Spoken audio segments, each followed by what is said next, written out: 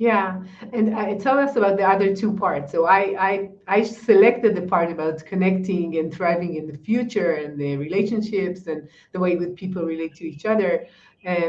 But tell us about the other parts that I did not relate to. Yeah, well, we go through from a very personal focus, as you said, how we connect, how we thrive. Both of our backgrounds are in consumerism and consumer trends, and how people live and work. So we have a section on that, how we live, work, and consume.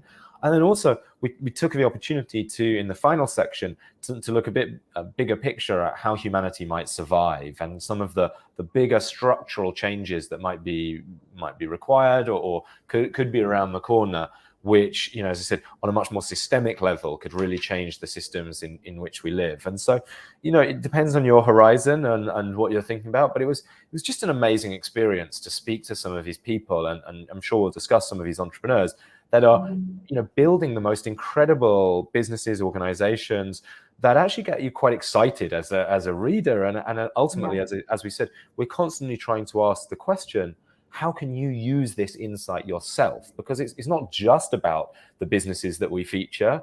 And there's always a moment where we finish the book and we're praying that none of the companies that we featured has a big blow up before we come to publication.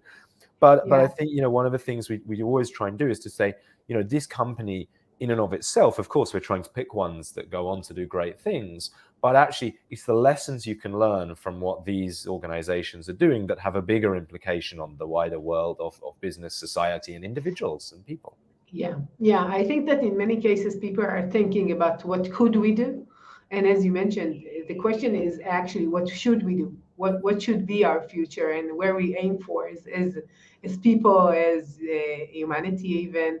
And I like the fact that it's not only wow, this is the technology, this is what's going to be.